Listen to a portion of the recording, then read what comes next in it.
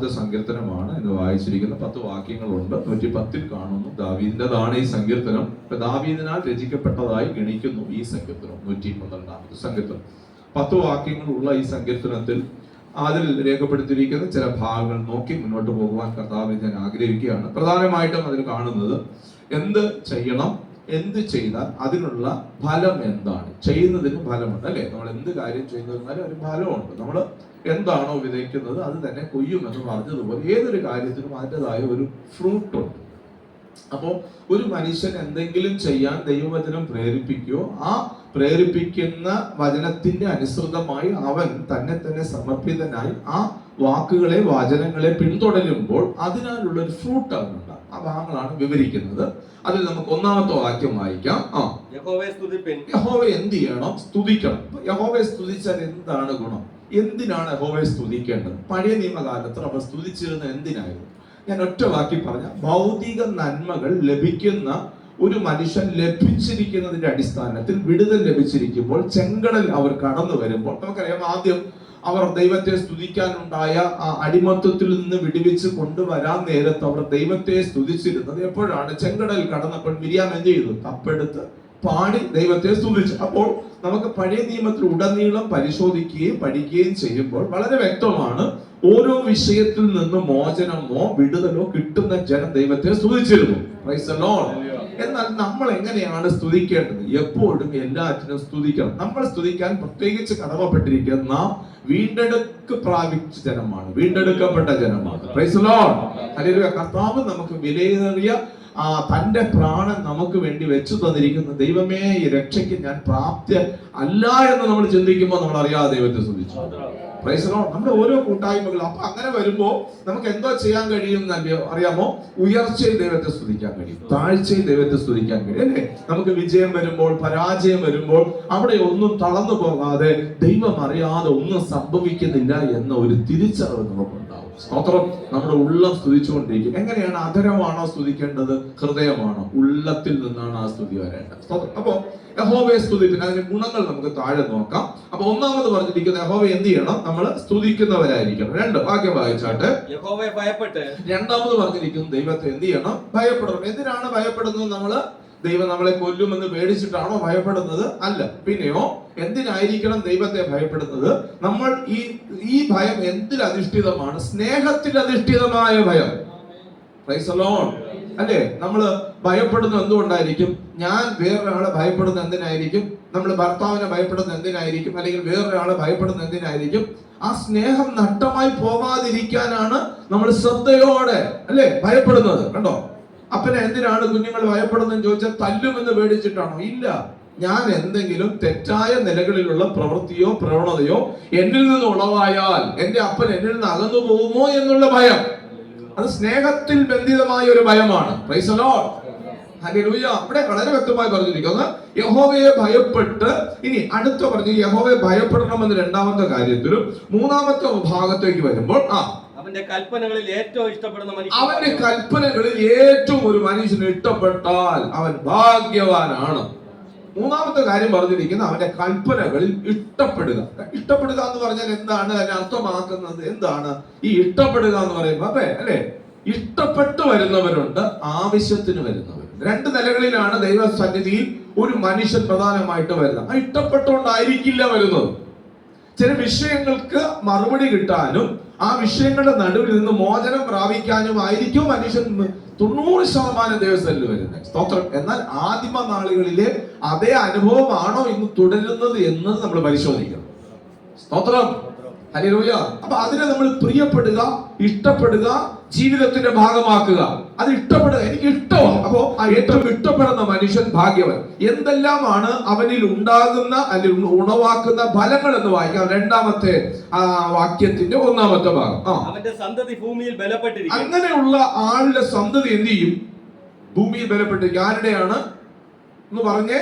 യഹോവയെ സ്തുതിക്കുന്നവന്റെ അല്ലേ. പിന്നെ യഹോവയെ ഭയപ്പെടുന്നവന്റെ. 3 യഹോവയുടെ കൽപ്പനകളെ ഏറ്റവും പ്രിയപ്പെടുന്നവന്റെ, ഇഷ്ടപ്പെടുന്നവന്റെ സന്തതി ഭൂമിയിൽ എങ്ങനെ ഇരിക്കും? ബലപ്പെട്ടിരിക്കും. അതെങ്ങനെയാണ് അവന്റെ സന്തതി ഭൂമിയിൽ ബലപ്പെട്ടിരിക്കുന്നത്? എന്തായിരിക്കാം അതിന് കാരണം? അപ്പൻ ഇങ്ങനെ ചെയ്തത് കൊണ്ട് ആ സന്താനങ്ങളെല്ലാം ബലപ്പെട്ടിരിക്കുമെന്നാണോ? അല്ല. പിന്നെയോ, അപ്പൻ ഇത് ചെയ്യുമ്പോൾ, അമ്മ ഇത് ചെയ്യുമ്പോൾ ആ പാതകളെ പിൻപറ്റും. കാരണം എന്റെ അപ്പൻ ആരെ ഭയപ്പെടുന്നു? ദൈവത്തെ ഭയപ്പെടുന്നു. ദൈവത്തെ ഭയപ്പെടുന്ന ഒരു മനുഷ്യന്റെ പ്രത്യേകത അറിയാമോ? ദൈവത്തെ ഭയപ്പെടുന്നവൻ ശ്രദ്ധയുള്ളവനായിരിക്കും. എല്ലാ കാര്യത്തിലും സമൂഹത്തിൽ അവൻ ശ്രദ്ധയുള്ളവനായിരിക്കും, കുടുംബജീവിതത്തിൽ ശ്രദ്ധയുള്ളവനായിരിക്കും, സാമൂഹിക ഇടപെടലുകളിൽ അവൻ ശ്രദ്ധയുള്ളവനായിരിക്കും. അവൻ ശ്രദ്ധിച്ചായിരിക്കും കാര്യങ്ങളെല്ലാം ചെയ്യുന്നത്. കാരണം ഞാൻ ചെയ്യുന്ന ഒരു അനീതിയുടെ പ്രവൃത്തികളും നിമിത്തം ദൈവം എന്നിൽ നിന്ന് അകന്നു പോകരുതേ. ആമേൻ. ഈ ഒരു ആഗ്രഹം, ചിന്ത. അപ്പൊ അവന്റെ സന്തതി എങ്ങനെ ഇരിക്കും? ഭൂമിയിൽ ബലപ്പെട്ടു. എന്തുകൊണ്ടാണ് അവൻ ബലപ്പെട്ടിരിക്കുന്നത്? അവന്റെ സന്തതി പരമ്പരകളും ദൈവത്തെ സ്തുതിക്കുന്ന, ഭയപ്പെടുന്ന, ദൈവകൽപ്പനകൾ ഇഷ്ടപ്പെടുന്നവന്റെ അവൻ ഈ വഴികളിലൂടെ നടക്കാൻ തുടങ്ങും. സ്വതന്ത്രം. ഏറ്റവും വലിയ ധനം എന്ന് പറയുമ്പോൾ ഞാൻ പറഞ്ഞിട്ടുണ്ട്, സമാധാനമാണ്. ഏറ്റവും വലിയ ഈ ഭൂമിയിൽ വെച്ച് നമുക്ക് ലഭിക്കാനുള്ള പ്രിവിലേജ് എന്ന് പറയുന്നത്, നമുക്ക് ലഭിക്കാനുള്ള എന്താന്ന് ചോദിച്ചാൽ നമ്മുടെ മക്കൾ, സ്തോത്രം, ഹല്ലേലൂയ, ഏറ്റവും നന്നായിട്ട് ജീവിക്കുന്ന, അല്ലെ? ശരിയല്ലേ? ആ സന്തതി ഏറ്റവും ബലപ്പെടുക എന്ന് പറഞ്ഞാൽ എല്ലാറ്റിലും അവൻ ബലപ്പെട്ടിരിക്കും. എല്ലാറ്റിലും അവൻ ബലപ്പെട്ടിരിക്കും. അപ്പൊ എല്ലാറ്റിലും അവന് ബലമുണ്ടാകും. അത് അറിഞ്ഞ് ഇതിനു വേണ്ടിയിട്ടായിരിക്കണമോ നമ്മൾ ദൈവത്തെ സ്തുതിക്കേണ്ടത്? അല്ല. കണ്ടോ, ഒരിക്കലും ഒന്ന് ലഭിക്കും എന്നുള്ള കാര്യത്തിലല്ല, ദൈവവചനം അത്രത്തോളം പ്രിയപ്പെട്ട് നമ്മൾ അത് ചെയ്യുമ്പോൾ നമ്മുടെ തലമുറയ്ക്ക് ദൈവം അത് കൊടുക്കും, നിശ്ചയമായി. ഇനി അതിന്റെ രണ്ടാമത്തെ വാക്യത്തിന്റെ രണ്ടാമത്തെ ഭാഗം, ഈ മൂന്ന് കാര്യങ്ങൾ സ്തുതിക്കുന്ന, പിന്നെ 2 യഹോവയെ ഭയപ്പെടുക, 3 കൽപ്പനകളെ പ്രമാണിക്കുക. ഈ 3 കാര്യങ്ങൾ ചെയ്യുന്നവന്റെ ഫലമാണ്, ആ കുടുംബത്തിന്റെ ഫലമാണ് അവന്റെ സന്തതി ഭൂമിയിൽ ബലപ്പെട്ടിരിക്കും. ഇനി അതിന്റെ രണ്ടാമത്തെ വാക്യത്തിന് രണ്ടാമത്തെ വാക്യം, നേരുള്ളവരുടെ തലമുറ അനുഗ്രഹിക്കപ്പെടും. നേരുള്ളവരുടെ തലമുറ അനുഗ്രഹിക്കപ്പെടും. ഇപ്പൊ ഈ നേരിനെ വിവരിക്കേണ്ട കാര്യമില്ലല്ലോ. നേരിനെ വിവരിക്കണോ? നേരിനൊരു വിവരണം വേണോ? വേണ്ട. നേര് എന്ന് പറഞ്ഞാൽ നേരും നേരില്ലായ്മയും ഉണ്ട്, അല്ലെ? 2 നേരുകളാണ് ഒരു മനുഷ്യനെ സംബന്ധിച്ച് പ്രധാനമായിട്ടും ആത്മീയരെ സംബന്ധിച്ചുണ്ട്. ഒന്ന് മനസാക്ഷിയുടെ നേര്. എന്താണ്? ഒന്ന് മനസാക്ഷിയുടെ നേര്, 2 ദൈവവചനത്തിന്റെ നേര്. മനസാക്ഷി അല്ലെങ്കിൽ നമ്മുടെ മനസ്സ്, അതിനെ ഒന്നുകൂടെ കയറി പറഞ്ഞാൽ നമ്മുടെ ആത്മാവ് അരുത് എന്ന് പറയുന്ന യാതൊന്നിന്റെയും പുറകാലെ വഴികളിൽ നടക്കരുത്. കണ്ടോ? ഒന്ന് നേര്. കണ്ടോ? അപ്പൊ പിന്നെ 2 അവൻ നേരുള്ള വഴി എന്ന് പറഞ്ഞാൽ ദൈവവചനം അനുശാസിക്കുന്ന, ദൈവവചനം നടത്തുന്ന വഴികളിലൂടെ, നേരായ വഴികൾ. നമ്മൾ കുറച്ചിരുന്ന് ശ്രദ്ധിക്കണം, എന്തുകൊണ്ടാണ് എനിക്കിത് സംഭവിച്ചത്, അല്ലെ? ഈ കേട്ട ഉടനെ ചാടി ആളുകൾ എടുത്തോണ്ട് യുദ്ധത്തിന് പോകേണ്ട രീതിയല്ല. എന്താണ് ഈ കാര്യം എന്തുകൊണ്ടാണ് സംഭവിച്ചത്? നമ്മള് ഇഫ്താഹിന്റെ കാര്യം ഇതിനോടുള്ള ബന്ധത്തിൽ ചിന്തിച്ചിട്ടുണ്ട്. എങ്കിലും ഞാൻ ഒന്നുകൂടെ എടുക്കാം. 11-ാമത്തെ അധ്യായമാണ്. ന്യായാധിപന്മാരുടെ പുസ്തകത്തിൽ കാണുന്ന ഒരു മനുഷ്യനാണ് ഇഫ്താഹ്. അവൻ പരാക്രമശാലിയാണ്. പക്ഷെ അവനൊരു കുഴപ്പമുണ്ട്. അവൻ വേശ്യാപുത്രൻ, വേശ്യയ്ക്ക് ജനിച്ച മകന്. ഇസ്രായേലിൽ നിന്നല്ല ഇവനെ തള്ളിക്കളഞ്ഞു. അങ്ങനെ അവൻ ദൂരദേശത്ത് പോയി അവിടെ പാർക്കുകയാണ്. അപ്പോ മോവാബിയർ ഇസ്രായേലിനോട് യുദ്ധം ചെയ്തു. ഇവർക്ക് ചെറുത്തു നിൽക്കാൻ, അവനോട് എതിർത്തു നിൽക്കാൻ കഴിയാത്ത സാഹചര്യം വന്നപ്പോൾ ഇവരെല്ലാവരും കൂടെ എന്തോ ചെയ്തെന്നറിയാം. നേരെ ഇഫ്താഹിനെ പോയി കാണുകയാണ്. കണ്ടിട്ട് പറഞ്ഞു, നീ ഞങ്ങളുടെ യുദ്ധങ്ങളെല്ലാം നടത്തണം, യുദ്ധങ്ങളെല്ലാം നടത്തി നീ ഞങ്ങൾക്ക് തലവനായിരിക്കണം. അപ്പൊ ഇഫ്താഹ് ചോദിച്ച കാര്യം ഇതാണ്, നിങ്ങളുടെ യുദ്ധങ്ങളൊക്കെ നടത്തി നിങ്ങൾക്ക് യുദ്ധത്തിലെല്ലാം വിജയം കിട്ടി, നിങ്ങൾക്ക് സ്വസ്ഥത വരുമ്പോ നിങ്ങൾ എന്നെ തലവനാക്കി വെച്ചിരിക്കോ അതോ തള്ളിക്കളയോ? അല്ലെ? കാര്യസാധ്യത്തിന് വേണ്ടിയിട്ട് നമ്മൾ ചിലരെ സമീപിക്കാറുണ്ട്. നമുക്ക് മനസ്സുകൊണ്ട് അറിയാം ഇവനെ നമ്മൾ എന്തിനാ പിടിച്ചിരിക്കുന്നത്. അതിന് നമ്മുടെ മലയാളത്തിൽ പറഞ്ഞ കാക്കാ പിടിക്കുന്നു. നമുക്ക് ആ മനുഷ്യനോട്ട് വിട്ടുമില്ല. പിന്നെ നമ്മുടെ കാര്യം നടക്കാൻ വേണ്ടിയിട്ട് മാത്രം നമ്മൾ ചിലരെ ഇവര് ചെന്നിട്ട് കണ്ടപ്പോ ഇഫ്താഹ് ചോദിച്ചു, ഞാൻ ഇങ്ങനെയൊക്കെയുള്ള കുഴപ്പം പിടിച്ചവനാണെന്ന് നിങ്ങൾക്ക് അറിയാം. അപ്പൊ ഇപ്പൊ കാണാൻ വന്നിരിക്കുന്നത് എന്തോല്ല, എന്നെ നിങ്ങള് നേതാവാക്കി തന്നെ വെക്കൂ, അതിന് വലിയ ഉറപ്പായിട്ട് നിന്നെ വെക്കാം. ഉടനെ ഇഫ്താഹ് എന്ത് ചെയ്തു? അമോന്യരോട് യുദ്ധം ചെയ്യുവാൻ വാളും പരിചയും പിന്നെ ആളുകളെയും എല്ലാം കൂട്ടി നേരെ ചെന്ന് അമോന്യരോട് യുദ്ധം ചെയ്ത് അവരതിൽ നിന്ന് രക്ഷിച്ചു. അങ്ങനെയാണോ എഴുതിയിരിക്കുന്നത്? അല്ല. അമോന്യരോട് യുദ്ധം ചെയ്യാൻ ഇത് കേട്ട ഉടനെ ഞാൻ പറഞ്ഞല്ലോ, നേരായ കാര്യങ്ങൾ നമ്മൾ ചെയ്യുമ്പോൾ അല്ലെങ്കിൽ ഏതെങ്കിലും ഒരു ഭാഗങ്ങളിലൂടെ യാത്ര ചെയ്യുമ്പോൾ നമുക്ക് വരുന്ന കാര്യങ്ങൾ ഒന്ന് വിലയിരുത്തണം. ഏതൊരു കാര്യത്തിനും വിലയിരുത്തലുണ്ടായി. എന്തുകൊണ്ടാണ് വന്നത്? ചിലരെല്ലാം കാണുന്നത് പിശാചാണ്, ചിലർ പറയും ദൈവമാണ് ഇത് ചെയ്യുന്നത്, അല്ലേ? ദൈവമാണോ ചെയ്യുന്നത്, പിശാചാണോ ചെയ്യുന്നത്? നമ്മൾ പരിശോധിക്കണം. ഇവൻ ചാടിക്കറി യുദ്ധത്തിന് പോവുകയല്ല ചെയ്തത്. 12-ാമത്തെ വാക്യം ഒന്ന് വായിച്ചേ. 12-ാമത്തെ വാക്യം. അതിന്റെ ഇത്താദ് അമ്മോന്യരുടെ രാജാവിന്റെ അടുക്കൽ ദൂതന്മാരെ പറഞ്ഞയച്ചു, നീ എന്നോട് യുദ്ധം ചെയ്യുവാൻ എന്റെ ദേശത്ത് വരേണ്ടതിനെ എന്നോട് നിനക്കെന്ത് കാര്യം? അവൻ എന്താ ചോദിച്ചേ? നീ എന്തിനാ എന്റെ നേരെ വരുന്നേ? നീ എന്തിനാ എന്റെ നേരെ യുദ്ധം ചെയ്യുന്നേ? എന്റെ ജനത്തിന്റെ നേരെ വരാൻ നിനക്ക് എന്താ കാര്യം? കണ്ടായിരുന്നോ അവൻ ചോദിച്ചത്? കണ്ടോ? എന്തിനാണ്? അവൻ നമ്മൾ എപ്പോഴും തിരിച്ചറിയണം, ഈ പ്രശ്നം എനിക്ക് നേരിട്ടുകൊണ്ടിരിക്കുന്നത്, പ്രശ്നത്തിലൂടെ പോകുന്നത് ഞാൻ എന്തുകൊണ്ടാണ് എന്നതിനെ മനസ്സിലാക്കാതെ നമ്മൾ യുദ്ധം ചെയ്യരുത്. അപ്പോ അവൻ പറഞ്ഞ മറുപടി നിങ്ങൾ കേട്ടെ. പണ്ടത്തെ ഒരു ഹിസ്റ്ററി പറയുകയാണ്. അർന്നോൻ മുതൽ യബോക്ക് വരെയുള്ള ഞങ്ങളുടെ ദേശം പണ്ട് ആര് കൈയടക്കി?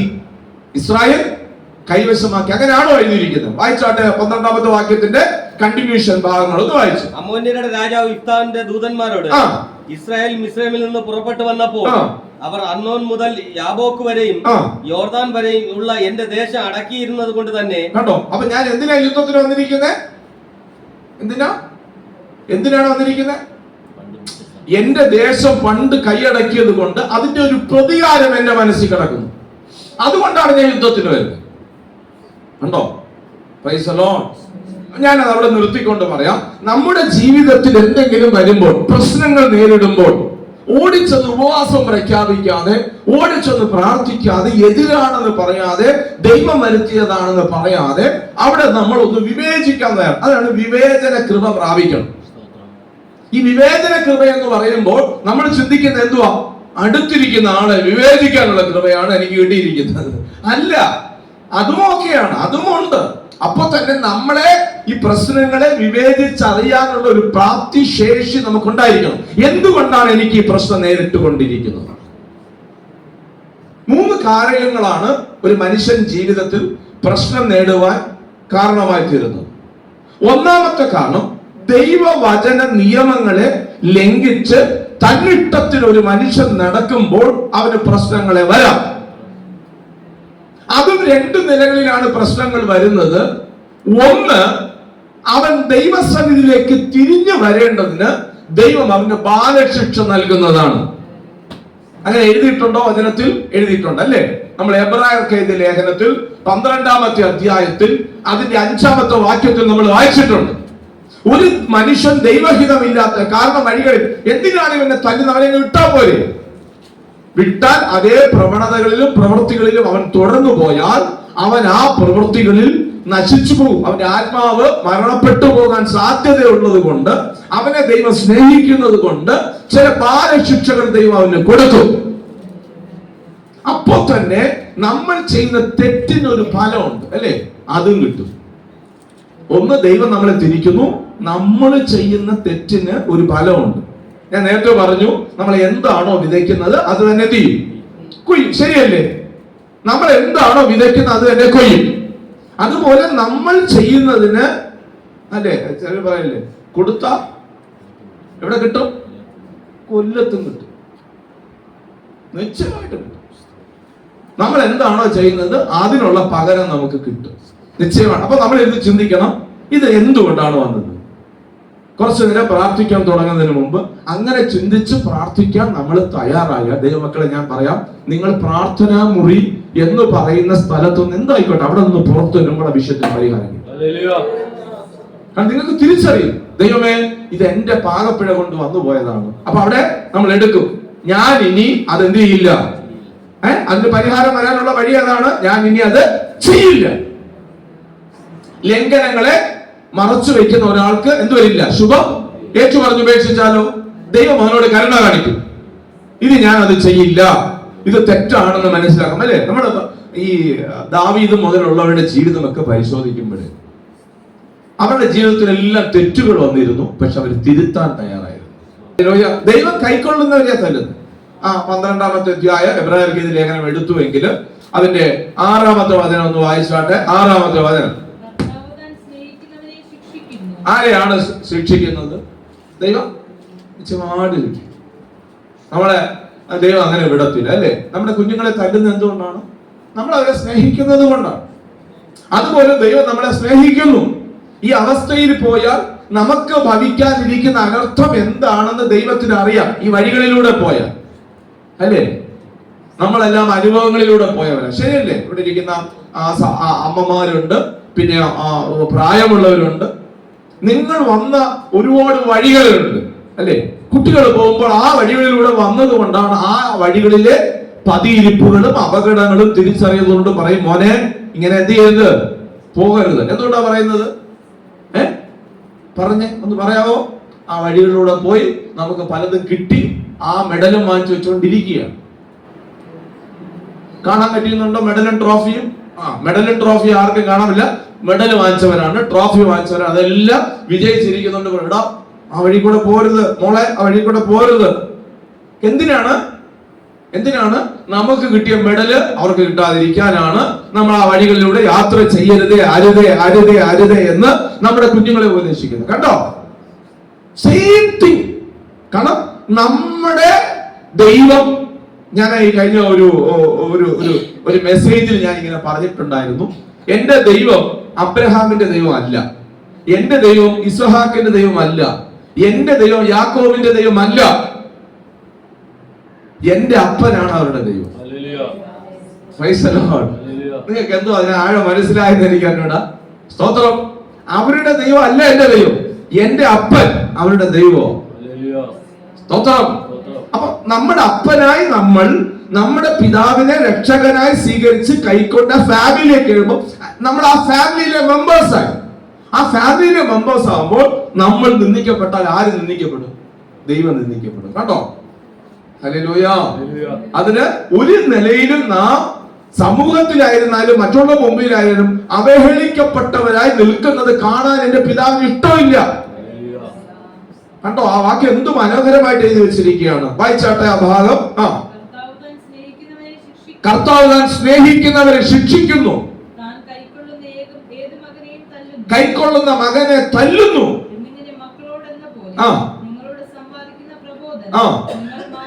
നിങ്ങൾ മറന്നു കളയരുത്. ദൈവം ശിക്ഷിച്ചില്ലെങ്കിൽ താഴെ വാക്യം പറഞ്ഞിരിക്കുന്നതാണ്, അവർ കവലുടയന്മാരാണ്, ജാരസന്തതിയാണ്, അവർക്ക് അപ്പനില്ല. ഇംഗ്ലീഷിൽ പറഞ്ഞ they are bastards എന്നാണ് പറഞ്ഞിരിക്കുന്നത്. അപ്പനില്ല, ജാരസന്തതിയാണ്. ഉണ്ടോ? ഏതെങ്കിലും വഴിയിലൂടെ പൊക്കോട്ടെ, വിടുവോ നമ്മള്? നമ്മുടെ മക്കളെ എങ്ങനെയെങ്കിലും പോട്ടെ എന്ന് പറഞ്ഞില്ല. അതുപോലെയാ നമ്മുടെ അപ്പൻ, നമ്മൾ വിടത്തില്ല. അപ്പൊ ഞാൻ പറഞ്ഞു, ഒന്നാമത്തെ കാര്യം, നമ്മള് ക്രമമല്ലാത്ത, ദൈവവചനത്തിന് അടിസ്ഥാനമല്ലാത്ത വഴികളിലൂടെ യാത്ര ചെയ്താൽ അതിന് വ്യത്യാസമില്ല. നിങ്ങളോ ഞാനോ എന്ന സെപ്പറേഷൻ അതിനകത്തില്ല. ദൈവം നമ്മളെല്ലാവരെയും ശിക്ഷിക്കും. സ്വത്രം. രണ്ടാമത്, നമുക്ക് പരീക്ഷകൾ നേരിടുന്നത് സാത്താൻ ഒരു ഭാഗമാണ്. സാത്താൻ എങ്ങനെയാണ് പരീക്ഷയ്ക്ക് ചോദിച്ചാൽ, നമ്മുടെ ജഡബലഹീനതകളെ ഒന്നുകൂടെ ബൂസ്റ്റപ്പ് ചെയ്ത് നമ്മളിൽ അന്തർലീനമായിരിക്കുന്ന കാര്യങ്ങൾ തന്നെ ഒന്നുകൂടെ അതെന്ത് ചെയ്യും? അതിന്റെ ആകർഷണീയത, അതിന്റെ ബലം കൂട്ടിത്തരും. അപ്പൊ ആ പ്രവണതകൾ നമ്മുടെ ജീവിതത്തിൽ ചെയ്യുമ്പോൾ നമ്മൾ അതിനാൽ പരീക്ഷിക്കപ്പെടാൻ സാധ്യതയുണ്ട്. സ്തോത്രം. അല്ലെങ്കിൽ അതിനാൽ ബാധിക്കപ്പെടാൻ സാധ്യതയുണ്ട്. എന്താ ചെയ്യേണ്ടത്? അതിന്റെ റെമഡി ഇതാണ്. ഞാൻ നേരത്തെ പറഞ്ഞതിന്റെ പരിഹാരം ഞാൻ പറഞ്ഞു. നമ്മുടെ ഏതെങ്കിലും പ്രവൃത്തികൾ കൊണ്ടാണ് നമ്മുടെ ജീവിതത്തിൽ പരാജയം വന്നെങ്കിൽ ദൈവസന്നിധിയിൽ മുട്ടുമടക്കുക, ദൈവത്തോട് ഏറ്റുപറയുക, അത് ഉപേക്ഷിക്കുക, ചെയ്യാതിരിക്കുക. രണ്ട്, സാത്താനാണ് നമുക്കെതിരെ പ്രവർത്തിക്കുന്നത്, ശാസിക്കുക, നമ്മളെ വിട്ടവൻ ഓടിപ്പോകും. മൂന്നാമത്, ദൈവം നമ്മെ ദൈവത്തിന്റെ പദ്ധതിയുടെ അനുസൃതമായിട്ട് കൊണ്ടുവരുവാൻ പല മേഖലകളിലൂടെ ദൈവം നടത്തും. ഹല്ലേലൂയ. ദൈവം നടത്തുന്ന വഴിയാണോ ഇത് എന്നൊന്ന് പരിശോധിക്കണം. ദൈവം നടത്തുന്ന വഴിയാണെങ്കിൽ അവിടെ ചെന്നിട്ട് പ്രാർത്ഥിക്കണം, ദൈവമേ ഈ മേടുകളിലൂടെ യാത്ര ചെയ്യാൻ എനിക്ക് പ്രാപ്തി നൽകണം. ഞാൻ വേഗത്തിൽ എന്റെ വാക്കുകൾക്ക് വിരാമം ഇടുവാൻ വേണ്ടി താല്പര്യപ്പെടുകയാണ്. നാലാമത്തെ വാക്യം നമ്മൾ വായിക്കുമ്പോൾ മൂന്നാമത്തെ വാക്യമാണെന്ന് തോന്നുന്നു വായിച്ചല്ലേ? സങ്കീർത്തനങ്ങൾ 3-ന്റെ 2-ാം ഭാഗമാണ് വായിച്ച. അവന്റെ നീതി എന്നേക്കും നിലനിൽക്കുന്നു. കണ്ടോ? അപ്പൊ നീതി ചെയ്യുന്ന ഒരു മനുഷ്യൻ എന്താണ്? നാലാമത്തെ വാക്യം അത് കണ്ടിന്യൂഷൻ ചെയ്യുന്നുണ്ട്. നീതി ചെയ്യുന്ന മനുഷ്യന് വായിച്ച്, നേരുള്ളവർക്ക് ഇരുട്ടിൽ വെളിച്ചം ഉദിക്കും. നേരുള്ളവനാണോ അവന്റെ ഇരുട്ടിൽ എന്തോ ഉദിക്കും? വെളിച്ചം ഉദിച്ചിരിക്കും. ഞാൻ അതിന്റെ വ്യാഖ്യാനത്തിലൊന്നും നിൽക്കുന്നില്ല. നേരുള്ളവർക്ക് ഇരുട്ടിൽ വെളിച്ചം ഉദിക്കും. അവൻ കൃപയും കരുണയും നീതിയും ഉള്ളവനാകും. അവൻ കൃപയും കരുണയും ആരെ കുറിച്ചാണ് പറഞ്ഞിരിക്കുന്നത്? ദൈവത്തെ കുറിച്ച് പറഞ്ഞിരിക്കുകയാണ്. അവൻ കൃപയും കരുണയും നീതിയും ഉള്ളവനാകുന്നു. ഈ കൃപയും കരുണയും നീതി ഉള്ളവൻ നമ്മുടെ മേൽ ദൃഷ്ടി വെച്ചിട്ട് നമ്മുടെ ഇരുട്ടിനെ മാറ്റി അവിടുന്ന് വെളിച്ചമാക്കി തീർക്കും. സ്തോത്രം. ആക്കി തീർത്തോ തീർത്തോ തീർത്തോ അല്ലെ? യെശയ്യാവിന്റെ പുസ്തകം 60-ാമത്തെ അധ്യായം 1-ാമത്തെ വാക്യം എന്താണ് എഴുതിയിരിക്കുന്നത്? എഴുന്നേറ്റ് പ്രകാശിക്കാൻ, നിന്റെ പ്രകാശം വന്നിരിക്കുന്നു. എപ്പോ വന്നു? സകല മനുഷ്യരെയും പ്രകാശിപ്പിക്കുന്ന ലോകത്തിൽ യേശു വന്നതോടുകൂടി ഇരുട്ടിക്കിടന്ന മനുഷ്യന് പ്രകാശമായി. പ്രകാശം വന്നില്ലേ? ഇരുട്ടിന്ന് വിടുവിച്ചില്ലേ? അപ്പൊ നാം ഇന്ന് എവിടെയാണ്? ഇരുളിലല്ല, വെളിച്ചത്തിലാണ്. സകല മനുഷ്യരെയും പ്രകാശിപ്പിച്ചു. ഞാൻ ആ ഭാവം വിടുന്നു. അത് ആരുടെ നീതിയാലാണ്? ക്രിസ്തുവിന്റെ നീതിയാലാണ് ആ കാര്യങ്ങൾ സാധ്യമാക്കി തീർത്തത്. അതിന്റെ 5-ാമത്തെ വാക്യം കൂടെ ഒന്ന് ഞാൻ പറഞ്ഞ് അവസാനിപ്പിക്കാം. അതിൽ കുറച്ച് ദീർഘമായിരിക്കുന്ന കാര്യങ്ങൾ പറഞ്ഞിരിക്കുന്ന 5-ാമത്തെ വാക്യവുമായി ബന്ധപ്പെട്ടാണ്. വായിച്ചാൽ കൃപ തോന്നി വായ്പ കൊടുക്കുന്നത് ശുഭമായിരിക്കും. കൃപ തോന്നി വായ്പ കൊടുക്കുക. എങ്ങനെയാണ്? 2 നിലകളിലാണ് കടം കൊടുക്കുന്നത്. ഒന്ന്, മനസ്സില്ലാ മനസ്സോടെ. 2, കൃപ തോന്നി കൊടുക്കുക. മനസ്സില്ലാ മനസ്സോടെ കൊടുക്കുക എന്ന് പറഞ്ഞാൽ ഇത് എങ്ങനെയെങ്കിലും തിരിച്ചെനിക്ക് പിടിക്കണം. ഇനി കൃപ തോന്നി കൊടുക്കുന്നത് എങ്ങനെയാണ്? അവൻ ഇരിക്കുന്ന അവസ്ഥയിൽ കൃപ തോന്നിയിട്ടാണ് ഞാൻ കൊടുക്കുന്നത്. അതിനോട് എന്ത് തോന്നി? എനിക്ക് കൃപ തോന്നിയിട്ടാണ് ഞാൻ കൊടുക്കുന്നത്. മനസ്സിലാവുന്നുണ്ടോ? ആ കൃപ തോന്നി കൊടുക്കുന്നതിന്റെ പ്രത്യേകത എന്താണ്? എനിക്ക് കിട്ടിയില്ലെങ്കിലും എനിക്ക് സാരമില്ല, കണ്ടോ? അപ്പൊ ദൈവം നോക്കുന്നത് എന്തിനെയാണ്? എന്ത് കൊടുത്തു എന്നുള്ളതല്ല, എങ്ങനെ കൊടുത്തു, അല്ലെ? കഴിഞ്ഞ ക്ലാസ്സിൽ ദേവദാസൻ ശുശ്രൂഷിക്കുന്ന സമയത്ത്, തിങ്കളാഴ്ചയുള്ള ബൈബിൾ ക്ലാസ് എടുക്കുന്ന സമയത്ത് പറഞ്ഞതാണ്. ഞാനിവിടെ പലവട്ടം പറഞ്ഞിട്ടുണ്ട്. നമ്മൾ കൊടുക്കുന്നതല്ല നോക്കുന്നത്, ദൈവം എത്തി നോക്കുന്നത് എവിടെയായിരിക്കും? എങ്ങനെയാണ് കൊടുക്കുന്നത്? അതാണ് നോക്കുന്നത്. ഹൃദയത്തിലാണ് ദൈവം നോക്കുന്നത്, കണ്ടോ? അപ്പൊ കൃപ തോന്നി കൊടുക്കുന്നവർ അവൻ എന്ത് ചെയ്യും? അവനെ കുറിച്ച് പറഞ്ഞ ഭയങ്കര ദീർഘമായ കാര്യം പറഞ്ഞിരിക്കുക. കാരണം അവനിൽ എന്തുണ്ട്? അവൻ എന്തുകൊണ്ടാണ് ചെയ്തത്? ദൈവസ്നേഹം ഉള്ളതുകൊണ്ടാണ് ചെയ്തത്. എന്നെ പോലെയാണ് മറ്റുള്ളവരെന്ന് കണ്ട് അവന്റെ കട്ടത വന്നപ്പോൾ നീ വെച്ചോ. ഉണ്ടായിട്ടാണോ കൊടുക്കുന്നേ? ഉണ്ടായിട്ടാണോ കൊടുക്കുന്നേ? ഇല്ല. അതിനകത്ത് വേറെ പ്രത്യേകത ഉണ്ട് കേട്ടോ. നമ്മൾ ഉണ്ടായിട്ടല്ല കൊടുക്കുന്നത്. സ്തോത്രം. ചില സന്ദർഭങ്ങൾ നമ്മൾ ചെയ്തു. അങ്ങനെ ചെയ്യുന്ന ഒരു മനുഷ്യൻ, അങ്ങനെ എല്ലാവർക്കും ആ ഹൃദയമില്ല. അതൊരു വരവതാണോ വേണമെങ്കിൽ പുതിയ നിയമത്തിൽ പറയാം. വരവ. അത് നിങ്ങൾ കെടുത്തിക്കളയരുത് കേട്ടോ. ആ വരവുള്ളവർ കെടുത്തിക്കളയരുത്. പലപ്പോഴും നമ്മുടെ വരങ്ങളെല്ലാം ദൈവം തന്ന പല വരങ്ങളും കുഴിച്ചിടപ്പെട്ട് വെച്ചിരിക്കുക. സ്തോത്രം. നമ്മൾ എപ്പോഴാണ് തീരുമാനം എടുക്കുന്നതെന്ന് അറിയാമോ? ഒരു മനുഷ്യൻ ഇതുപോലെ കൃപ ചെയ്ത് എന്തെങ്കിലും ചെയ്താൽ അതിന്റെ നന്ദി അവനിൽ നിന്ന് കിട്ടാതെ വരുമ്പോൾ നമ്മൾ തീരുമാനം എടുക്കും, ഇനി ലോകത്തിൽ ഒരു മനുഷ്യനും ഞാൻ ചെയ്തില്ല. ഹലോ, നിങ്ങൾ ഇവിടെ ഉണ്ടോ? പോയോ? ഉണ്ടോ? നമ്മൾ എടുക്കുന്ന തീരുമാനം എന്തായിരിക്കും? ഒരുത്തൻ എന്നോട് നെറികേട് കാണിച്ചത് കൊണ്ട്, ഒരുത്തൻ എന്നോട് ഇതിനെ തക്കവണ്ണം എന്നോട് പ്രവർത്തിക്കും, ഇനി ഒരാൾക്ക് ഞാൻ ചെയ്യത്തില്ല. അങ്ങനെയാണോ വേണ്ടിയത്? അല്ല. അപ്പൊ നമ്മൾ എന്തിനായിരിക്കണം ചെയ്യേണ്ടത്? എന്തിനായിരിക്കരുത് ചെയ്യുന്നത്? ദൈവ സ്നേഹത്തിലായിരിക്കണം ചെയ്യുന്നത്.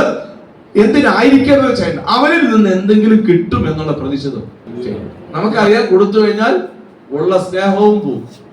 നമ്മൾ ഇനി പിണങ്ങേണ്ടി വരും കാശിന്റെ കാര്യം. പക്ഷെ കൃപ തോന്നി കൊടുത്തു കഴിഞ്ഞാൽ വരത്തില്ല. അവനിലൊന്നും നിങ്ങൾ പ്രതീക്ഷിക്കുന്നില്ല. ഇത് ഞാൻ സാമ്പത്തിക വിഷയത്തിൽ മാത്രമല്ല പറഞ്ഞത്. നമ്മൾ ഒരാളോട് സഹായം ചെയ്യുമ്പോൾ തിരിച്ച് പ്രത്യുപകാരം നമുക്ക് കിട്ടുമെന്ന് കരുതി നമ്മൾ ചെയ്യരുത്. അങ്ങനെ നമ്മൾ ചെയ്താൽ പിന്നെ നമുക്ക് ചെയ്യാൻ ഒക്കത്തില്ല. മനസ്സിലാകുന്നുണ്ടോ? അവിടെയാണ് നമ്മൾ തീരുമാനം എടുക്കുക, ഇനി ഒരൊറ്റ എണ്ണം. പിന്നെ അവൻ രക്തത്തിൽ കുളിച്ചു കിടന്നാൽ പോലും മൈൻഡ് ചെയ്യില്ല. കാരണം നമ്മുടെ മനസ്സ് കഠിനപ്പെട്ടു. ഒരുത്തന് നന്മ ചെയ്യരുത്. ഇല്ല ദൈവമക്കളെ, മരിക്കുന്നവരെ നന്മ ചെയ്യണം. ഒരു മനുഷ്യൻ അവസ്ഥപ്പെടുന്നത് കണ്ടാൽ, സ്തോത്രം, ഒരു പക്ഷെ നമുക്ക് വേണ്ടി ഒതുക്കി വെച്ചിരിക്കുന്ന എന്തെങ്കിലും പൈസ ആയിരിക്കും, അതിനെടുത്ത് നീട്ടാൻ തയ്യാറാണ്. നീട്ടിയാൽ സ്തോത്രം, ആ മനസ്സുണ്ടെങ്കിൽ പ്രാർത്ഥിച്ചോണം കേട്ടോ. അതിനുവേണ്ടി നിങ്ങൾ പ്രാർത്ഥിച്ചോണം. അതിന്റെ ഫ്രൂട്ട്സ് നിങ്ങൾ നോക്കണം. ഭയങ്കര വലിപ്പമുള്ളതാണ്. വായിച്ചാട്ടെ, താഴോട്ടൊന്ന് വായിച്ചേ. വ്യവഹാരത്തിൽ അവൻ തന്റെ കാര്യം നേടും. അങ്ങനെ വരുന്നവന് വ്യവഹാരം വന്നാൽ അവൻ തന്റെ കാര്യം കിട്ടും, നേടും. ഒരു നാളും കുലുങ്ങി പോകയില്ല. അവൻ എന്ത് ചെയ്യത്തില്ല? ഞാൻ ഇതൊന്ന് പറഞ്ഞങ്ങ് വിടുകയാണ്. അവൻ കുലുങ്ങി പോകത്തില്ല. നീതിമാൻ എന്നേക്കും ഓർമ്മയിലിരിക്കും. ആ നീതിമാൻ എന്നേക്കും എന്തേയിരിക്കും? അതിൽ അവൻ എല്ലാവരും ഓർക്കും. അവൻ എന്ത് ചെയ്യും? എല്ലാവരും ശരിയല്ലേ ഞാൻ പറഞ്ഞത്? ശരിയല്ലേ? ഈ നിലയിൽ കൊടുത്തു നോക്കി. നമ്മള് അവനെ കഴുത്തി പിടിച്ചാൽ അവൻ നമ്മളെ ഓർക്കും. പക്ഷെ നമ്മൾ അവനെ ഞെരുക്കാതിരിക്കുമ്പോൾ എന്ന് നമ്മളെ കാണുമ്പോൾ അവന്റെ ഉള്ളിൽ ഒരു വല്ലായിക, അവന്റെ ഉള്ളിൽ ഒരു പ്രയാസം. സ്തോത്രം. ഒരു വല്ലായ്ക അവനുണ്ടാകും. ചിലപ്പോ അവൻ ഇടയ്ക്കൊന്നും നമ്മളെ കണ്ടില്ലെങ്കിലും നമ്മുടെ മരണസമയത്തായിരുന്നാലും സ്തോത്രം, ഹല്ലേലൂയ, ഓർമ്മയിലിരിക്കും കേട്ടോ. അവിടെ മാത്രമല്ല, അവൻ ഓർമ്മയിലിരിക്കും. ഞാൻ അത് പറഞ്ഞ വിടുകയാണ്. അവൻ ഓർമ്മയിലിരിക്കും. ദുർവർത്തമാന നിമിത്തം അവൻ ഭയപ്പെടുകയില്ല. അവന് ദുർവർത്തമാനം വന്നാൽ അവൻ ഭയപ്പെടുകയില്ല. അവന്റെ ഹൃദയം യഹോവയിൽ ആശ്രയിച്ച് ഉറച്ചിരിക്കും. അവൻ എന്തുകൊണ്ടാണ് ഭയപ്പെടാത്തത്? അവന്റെ ഹൃദയം യഹോവയിൽ ആശ്രയിച്ച് അവൻ ഈ കാര്യങ്ങളൊക്കെ ചെയ്തത് എന്തുകൊണ്ടാണ്? അവൻ യഹോവയിൽ ആശ്രയിച്ച് ബലപ്പെട്ടു. അതിനാണ് വിശ്വാസം എന്ന് പറയുന്നത് കേട്ടോ. വിശ്വാസത്തിന് മറ്റൊരർത്ഥമാണ് ആശ്രയം. ദൈവത്തിൽ വിശ്വസിച്ചാൽ നമ്മൾ എന്ത് ചെയ്യുന്നു? പൂർണ്ണ ആശ്രയം. ദൈവകാര്യങ്ങളിൽ നമ്മളെ തന്നെ കൊടുക്കുന്നു എന്നാണ് അർത്ഥം. വിശ്വസിക്കുന്നു, ആശ്രയിക്കുന്നു. എന്നിട്ട് അവന്റെ ഹൃദയം ഭയപ്പെടാതെ സ്ഥിരമായിരിക്കും. അവന്റെ ഹൃദയം ഭയപ്പെടാതെ സ്ഥിരമായിരിക്കുന്നു. അവൻ ശത്രുക്കളിൽ തന്റെ ആഗ്രഹം നിവർത്തിച്ചു കാണും. ഇത് എന്തായിരിക്കാം? ഇത് പഴയ നിയമവുമായി ബന്ധപ്പെട്ടതാണ്. ശത്രുക്കളിൽ പരാജയം കാണണം എന്നുള്ള ആഗ്രഹം. അത് പുതിയ നിയമത്തിൽ നമുക്ക് വരുന്നില്ല. ക്രിസ്തുവുമായി ബന്ധിതമായിട്ടാണ് വരുന്നത്. ആ നിലകളിൽ മാത്രമേ നമ്മൾ പിന്നെ ചിന്തിക്കൂ. നമ്മുടെ ശത്രു ഏതെങ്കിലും നിലകളിൽ നമ്മുടെ സഹായമോ ഉപദ്രവമോ ഏതെങ്കിലും നമുക്ക് വിരോധമായി ചെയ്തോട്ടെ, അവൻ പരാജയപ്പെട്ട് കാണുകയോ അവൻ പരാജയപ്പെടുമ്പോൾ അതിനെ ആനന്ദിക്കുകയോ ചെയ്യരുത്. കൊട്ടിഘോഷിക്കുകയോ ഒന്നും ചെയ്യുന്ന ഒരു രീതി നമുക്ക് ഉണ്ടാകരുത്. ആ കാര്യം പറഞ്ഞ് അതവിടെ വിടുന്നു. അടുത്ത വാക്യം വായിച്ചാട്ടെ. അവൻ വാരി വിതറി ദരിദ്രന്മാർക്ക് കൊടുക്കുന്നു. 9ാമത്തെ വാക്യത്തിൽ വായിക്കുന്നത് അവൻ വാരി വിതറി ദരിദ്രന്മാർക്ക് കൊടുക്കുന്നു. അവന്റെ നീതി എന്നേക്കും നിലനിൽക്കും. അവന്റെ നീതി വാരി വിതറി കൊടുക്കാന്ന് പറഞ്ഞ എങ്ങനെ? മുന്നോട്ടും പുറകോട്ടും ഏത് മേഖലയിലും അല്ലേ? ഫാമിലിക്ക് മാത്രമാണോ വാരി വിതറി കൊടുക്കാന്ന് പറയുമ്പോ? അല്ലേ? കുടുംബത്തിന് മാത്രമാണോ? കുടുംബക്കാർക്ക് മാത്രമാണോ? പ്രിയപ്പെട്ടവർക്ക് വേണോ? അല്ല, 4 ഭാഗത്തുമുള്ളവർക്ക് വാരി വിതറി കൊടുക്കുകയാണ്. എന്തുകൊണ്ടാണ് ഇത് വാരി വിതറി കൊടുക്കുന്നത്? എന്തുകൊണ്ടായിരിക്കാം? ഇതൊന്നും സ്ഥിരമല്ല, നിലനിൽക്കുന്നത്. ഇതൊന്നും ശാശ്വതമല്ല. സ്തോത്രം. ഒരാള് പറഞ്ഞ എനിക്ക് ഇഷ്ടപ്പെട്ടു, എത്രത്തോളം നമുക്കത് സ്വീകാര്യമാകുമെന്ന് പറഞ്ഞാൽ അത് കഷ്ടമാകും. ചിലർക്കൊന്നും പറ്റത്തില്ല. നമ്മൾ ഒന്നും തലമുറയ്ക്ക് വേണ്ടി ഉണ്ടാക്കി വെക്കുക, അവർക്ക് നല്ല വിദ്യാഭ്യാസം കൊടുക്കുക, പ്രാപ്തിയുള്ള തലമുറ അവൻ നേടിക്കൊടുക്കും. ഇനി പ്രാപ്തി ഇല്ലാത്തവരാണെങ്കിൽ അവൻ നശിപ്പിച്ചോ, അപ്പൊ അവനുണ്ടാക്കി കൊടുക്കരുത്. അല്ലേ? അവന് പ്രാപ്തിയില്ല, അവൻ ഇത് ഉണ്ടാക്കി വെച്ച് കഴിഞ്ഞാൽ അവൻ കാരണം അവൻ അതിനെ കുറിച്ച് വില അറിയും, പൈസയുടെ വില അറിയും, അവൻ നശിപ്പിച്ചു. പ്രാപ്തിയുള്ളവർക്ക് ഒന്നും ഉണ്ടാക്കുക, അവർക്ക് വിദ്യാഭ്യാസം കൊടുക്കുക, അവരെ വിടുക. ആമേൻ. നമ്മളിങ്ങനെ കോടികൾ മോഹം വെച്ചോണ്ടിരിക്കുക. ദൈവം ഒന്നും കൊണ്ടുപോകാൻ എന്തെങ്കിലും ഇവിടെ അഡ്രസ് ചെയ്ത് വെച്ചിട്ട് പോണേ. ഇവിടെ എന്തെങ്കിലും അഡ്രസ് ചെയ്ത് വെക്കണം. നിന്നെ പറയാനല്ല, ആ മനുഷ്യൻ ജീവിച്ചു. സ്തോത്രം പറഞ്ഞു. ഹല്ലേലൂയ. ഞാൻ വിടുന്നു, തിരിച്ച് ഞാൻ വരുന്നു. സ്തോത്രം. മടങ്ങി വരികയാണ്. അവൻ വാരി വിതറി ദരിദ്രന്മാർക്ക് കൊടുക്കുന്നു. അവന്റെ നീതി എന്നേക്കും നിലനിൽക്കുന്നു. അവന്റെ കൊമ്പ് ബഹുമാനത്തോടെ ഉയർന്നിരിക്കും. ദുഷ്ടൻ അത് കണ്ട് വ്യസനിക്കും. അവൻ പല്ലുകണ്ടി ചുരുങ്ങിപ്പോകും. ദുഷ്ടന്റെ ആശ നശിച്ചു പോകും. കണ്ണുകൾ അടയ്ക്കാമെന്ന് നമുക്ക് ദൈവസന്നിധിയിൽ പ്രാർത്ഥിക്കാം.